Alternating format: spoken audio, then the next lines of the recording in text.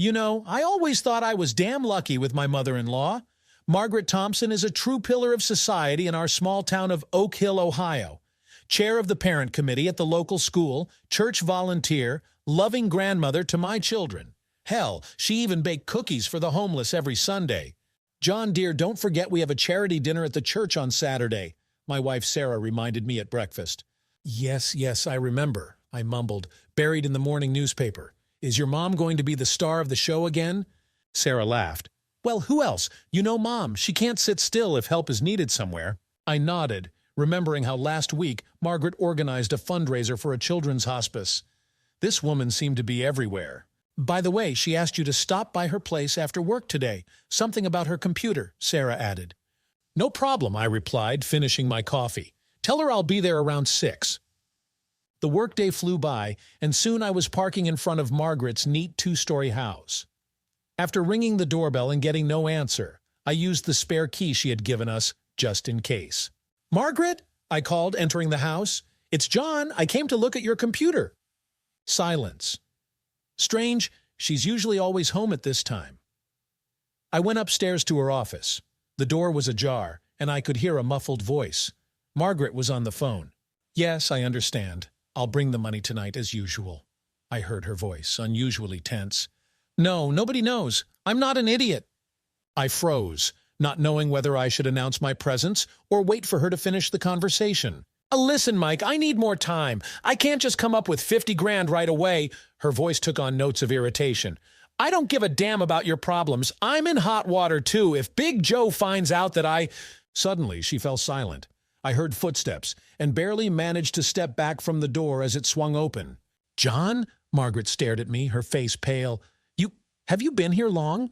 I tried to maintain a calm demeanor. I just arrived. Sorry for coming in without knocking. The door was open. Margaret stared at me for several seconds. Then her face relaxed, and she smiled her usual warm smile. Oh, John, you scared me. Come in, dear. What's wrong with my computer? I entered the office, feeling my heart pounding in my chest. What the hell had I just overheard? And what was I supposed to do with this information now? I spent the next few days in a daze. Margaret's words wouldn't leave my head. 50 grand, Big Joe, hot water. This didn't sound like the vocabulary of a parent committee chair.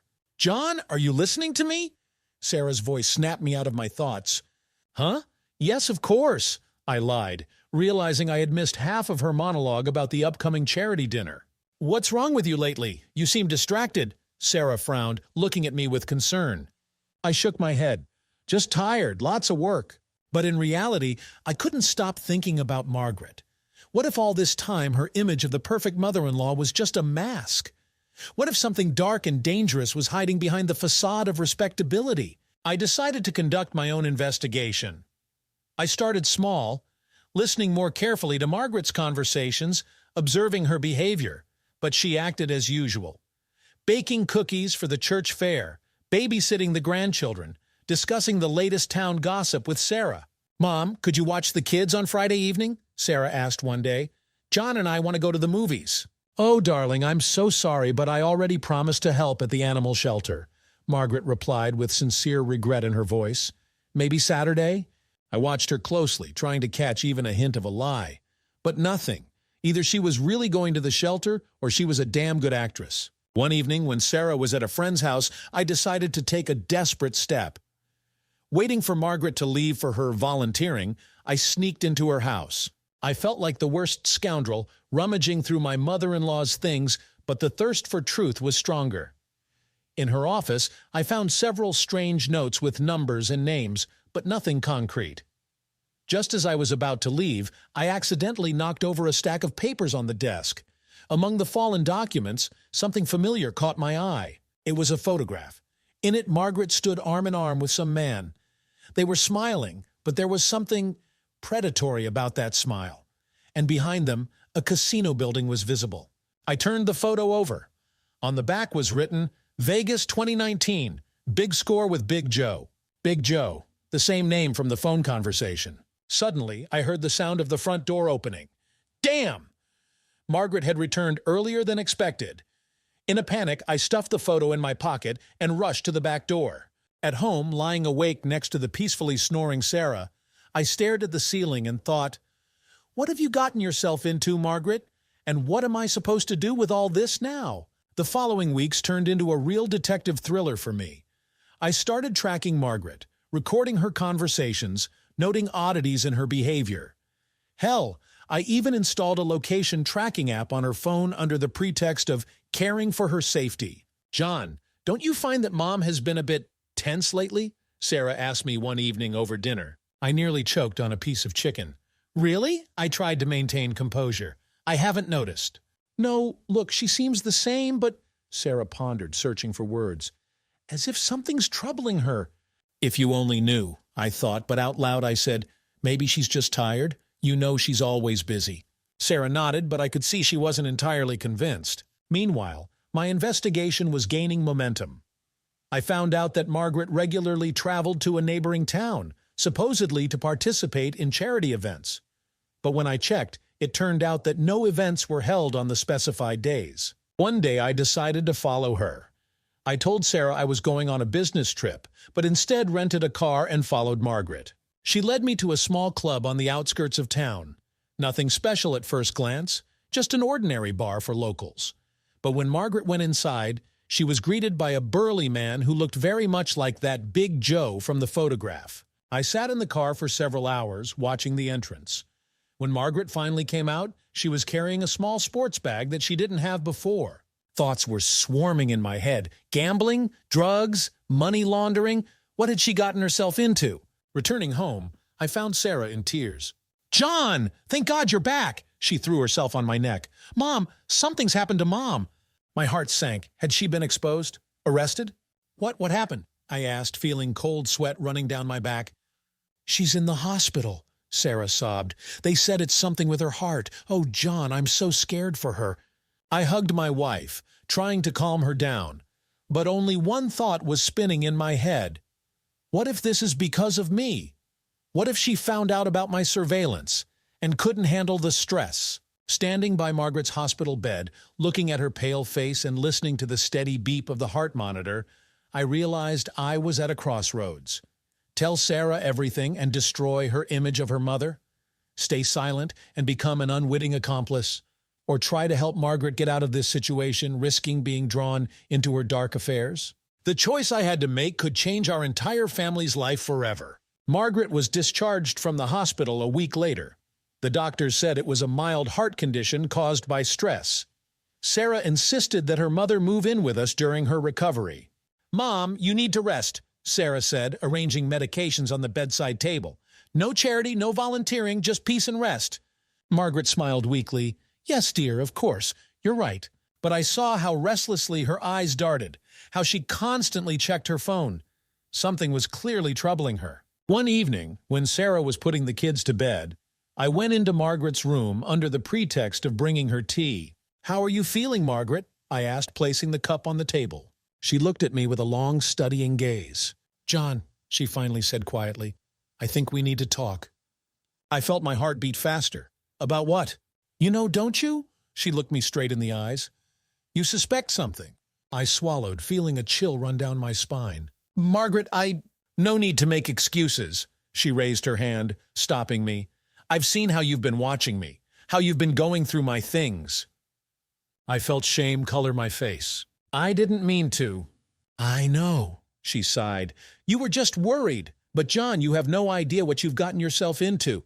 Margaret lowered her eyes, fidgeting with the edge of the blanket. I wasn't always like this, you know, this perfect grandmother, volunteer, pillar of society, she smirked.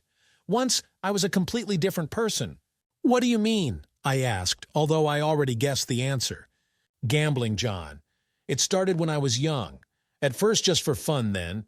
It became something more. I was good. Damn good. She looked at me and I saw in her eyes a reflection of that woman from the photograph. Confident, even a bit dangerous.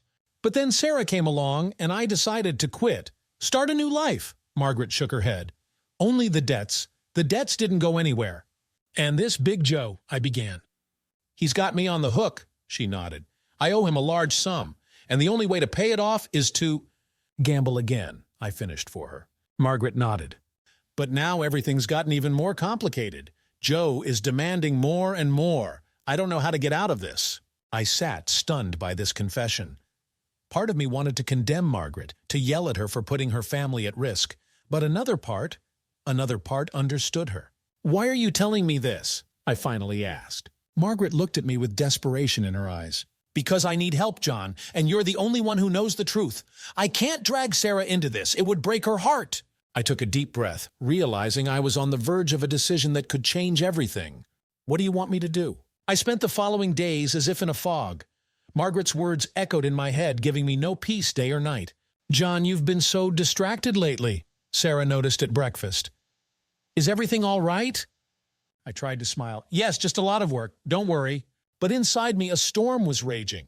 I was facing a choice that could change the life of our entire family. Option 1. Tell Sarah everything. Open her eyes to her mother's double life, to the debts and gambling. This would undoubtedly destroy her perfect image of Margaret. It might even destroy their relationship. But doesn't she deserve to know the truth? Option 2. Stay silent and become an unwitting accomplice. Continue to live as if nothing had happened, knowing that behind the facade of a perfect family life lies a dark secret. But could I live with this burden on my conscience? And finally, option 3. Try to help Margaret get out of this situation. But that would mean immersing myself in a world I know nothing about. A world of gambling, debts, and dangerous people like Big Joe. Risk everything I have for a woman who has been lying to all of us for years. I looked at Sarah, at our children playing in the living room, at Margaret, who was smiling as she read them a fairy tale. This idyllic picture was so fragile, so deceptive. "Dad, come play with us," my daughter called. I nodded, getting up from the table. As I approached them, I caught Margaret's gaze. In her eyes, I read a silent question, a plea for help. Time was running out. I knew I would soon have to make a choice that would determine not only my future, but the future of everyone I love. Each option had its consequences, its risks, and none of them guaranteed a happy ending. Sitting on the floor with the children and putting together a puzzle, I thought about how easily this picture of family happiness could be shattered. One wrong step, one careless word, and everything would fall apart, like this puzzle. Margaret caught my gaze and nodded almost imperceptibly. She knew what I was thinking about, knew that a decision had to be made soon. In the evening, putting the children to bed, I realized I couldn't postpone it any longer. Tomorrow I must decide what to do. Lying awake next to the peacefully sleeping Sarah, I went over and over all the options in my head. Each of them seemed both right and wrong at the same time. Morning came too quickly. I got up, feeling the weight of the impending decision. "Where are you going so early?" Sarah asked sleepily. "Need to do something for work," I lied, kissing her on the cheek. Stepping out of the house, I took a deep breath of the cool morning air. Ahead lay a fork in the road with 3 paths, and I had to choose one of them. I took a step forward, ready to make a decision that would change everything. Did you like this story? Let us know in the comments what you liked. Subscribe to our storytelling podcast. Also, don't forget to like and ring the bell so you don't miss more interesting stories. See you soon.